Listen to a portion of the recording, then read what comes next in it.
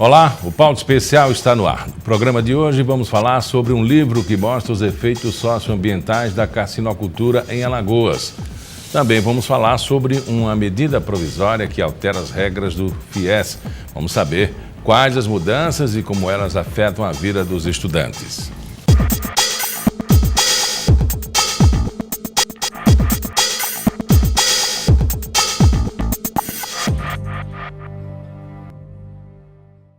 O livro Efeitos Socioambientais da Carcinocultura em Alagoas destaca um exame pericial feito em um criadouro de camarões e identifica tanto os danos causados ao meio ambiente quanto a melhoria na qualidade de vida da comunidade que trabalha nesse ramo. A autora é a perita criminal Rosana Coutinho, que está aqui comigo no estúdio.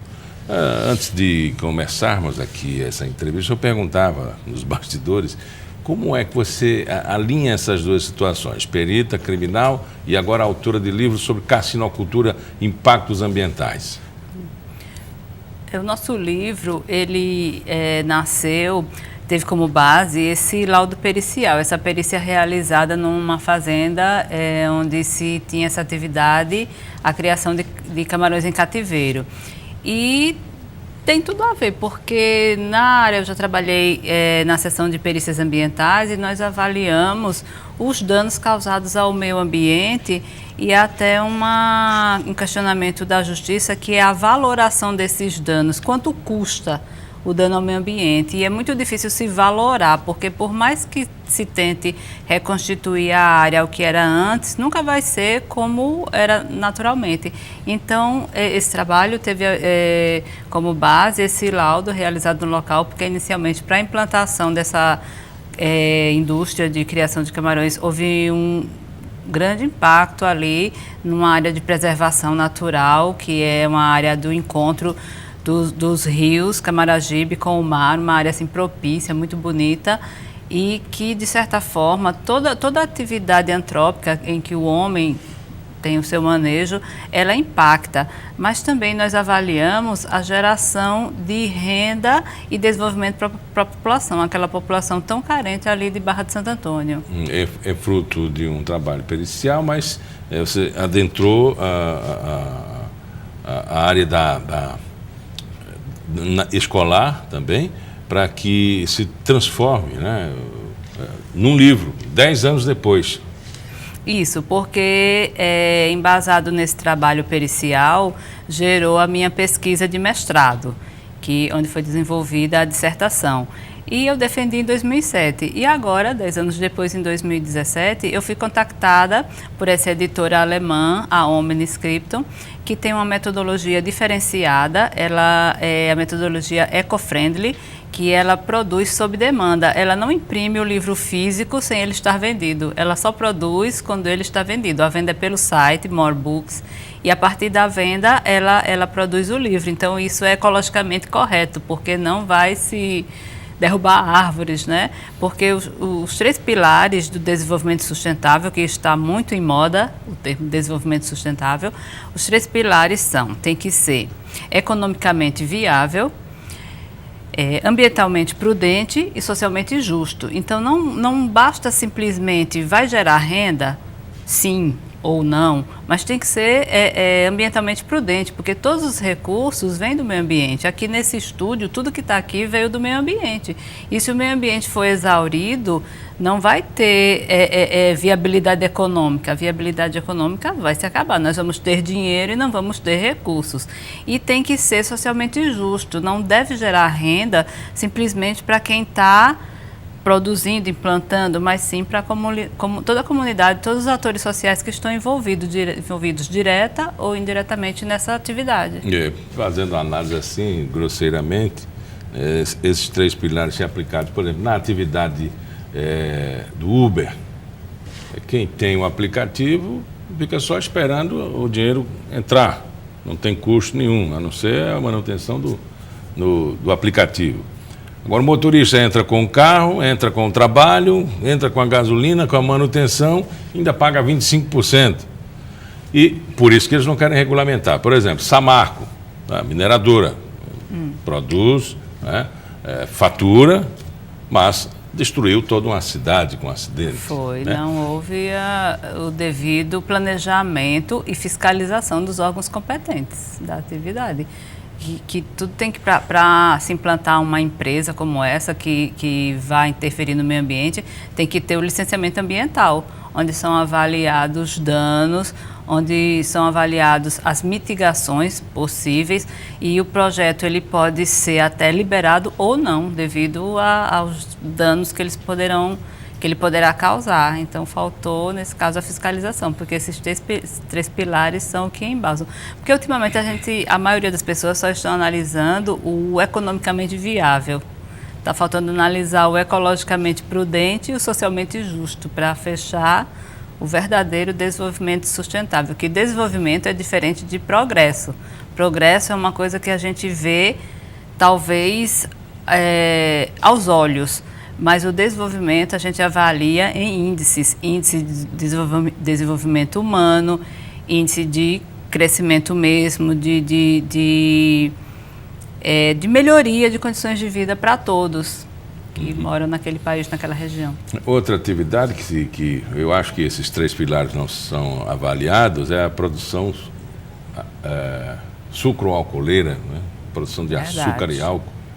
O cortador de cana, o trabalhador rural, ele ganha pouco mais de R$2 numa tonelada de cana, cortando ali só a pino, e o açúcar muito caro, né? Enfim, na cassinocultura existe o respeito a esses três pilares? Assim, a gente avalia que é uma atividade que vem crescendo muito em todo o mundo, né, devido à demanda por camarões. O camarão é uma alimentação muito saborosa e o mundo todo procura por esses alimentos. E aqui no Brasil e no Nordeste é muito rico na produção. Mesmo assim, a produção natural não está dando conta da demanda, por isso essas fazendas de criação em camarão em cativeiro. E elas começaram mais ou menos assim na década de 80, no Ceará, Rio Grande do Norte. Agora, nem sempre elas estão sendo ecologicamente prudentes, porque geralmente exaurem os ecossistemas, tem que haver desmatamento dos manguezais, desmatamentos daquelas regiões beneficiadas por recursos hídricos, gera dejetos, a espécie criada é uma espécie introduzida, uma espécie oriental, então tem todo esse dano. Então ela vai refletir naquele ecossistema que está em equilíbrio, porque a gente pensa assim, qual a função do mosquito tal que pica a gente, causa alergia, mas ele tem uma função naquele ecossistema. Ele desaparecendo vai por exemplo, aumentar outra população de animais, e introduzindo-se espécies exógenas também vai quebrar aquele ecossistema. Essas criações de camarão nem sempre estão seguindo as normas regulamentares ambientais. Mas diante da instalação de uma empresa como essa, há o estudo de impacto ambiental antes de instalar? Sim, está na lei. Toda empresa que gere pode gerar possível degradação ambiental, ela é obrigada a realizar um relatório dos impactos ambientais, colocando as mitigações, né, as diminuições desse impacto quando possível. E, no caso, o Instituto Meio Ambiente vai tanto avaliar o relatório como vai fazer visitas em loco, analisar para poder liberar ou não a implantação desse empreendimento. Uma vez mexido no meio ambiente, ele tem como ser reparado? Tem o mesmo o termo diz mitigado, é diminuído, porque reparado, reconstituído a condição natural, quase que impossível, né? Você deixar naquela condição. Porque a vegetação ela demora anos até ela atingir um estado pleno, que está em equilíbrio ecológico. Aí vai se repor aquela vegetação, aquela vegetação chegue ao tamanho e às condições em que estavam, a fauna local vai embora dali, não encontra mais o ambiente adequado, então causa um dano geral. E numa pesquisa anterior, em 2013, eu fiz uma pesquisa no litoral norte, de Paripueira a Maragogi, entrevistando pescadores para ver assim, qual a renda que eles conseguiam ali da pesca e do manguezal, que o manguezal é considerado um berçário dos peixes, enquanto as fêmeas vão para o manguezal para desovar e os peixes ficam ali enquanto são infantis até ficarem adultos e irem para o mar. E a gente chegou à conclusão nessa pesquisa que a renda seria em torno de um salário mínimo. Então, é uma renda significativa para a comunidade pobre, onde não há geração de emprego. Então, tudo isso está ligado, né, a essas condições de ecologicamente prudente, socialmente justo e economicamente viável. A senhora, com a experiência que tem, com a construção de pensamento, acredita que a carcinocultura, ela respeita esses 3 pilares? É possível produzir em áreas como essa lá de Barra de Santo Antônio ou outras áreas respeitando os 3 pilares? É possível. Se a empresa, se ela tiver consciência ambiental, um projeto de gestão e com a constante fiscalização dos órgãos competentes, porque a gente sabe que sempre assim se visa mais ao lucro e se não houver uma fiscalização constante, não se mantém. Mas é possível sim, desde que haja uma consciência ambiental da empresa e a fiscalização dos órgãos competentes. Bom, o livro está pronto e, conforme a senhora falou, ele é à venda, vamos dizer assim, ele só imprime por encomenda. Por demanda, é uma nova metodologia, né? Eco-friendly. Ocorre a venda no site More Books. Mas ele tem uma apresentação, né? Com capa e tudo. Tem. É ilustrado o livro? É ilustrado. No site pode ser visto. Qual é o site que a gente pode até acessar para buscar a compra? www.more.books. Ou então novas edições acadêmicas. Desculpa, eu devia ter trazido o site todo. E aí se compra e aí vai se produzir os exemplares físicos para enviar para o comprador. Então, assim, não se produz... tempo de entrega de quanto? Ele vem da Alemanha, é em torno de 20 dias, mais ou menos. Mas ele está escrito em português? Em português. Em português. É porque ela comercializa no mundo todo, mas fica no idioma de origem do autor. Tem perspectiva para tradução, alemão, inglês?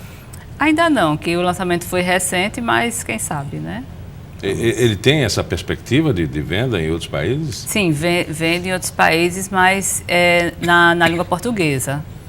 Olha, conversando com Rosâmina Coutinho, perita criminal e autora do livro Efeitos Sociais Socioambientais da Carcinocultura em Alagoas. Muito obrigado pela entrevista. Obrigada, eu que agradeço o espaço. No próximo bloco, o Senado aprovou uma medida provisória que altera as regras do FIES, mas como será que isso vai afetar os estudantes? A gente descobre já já.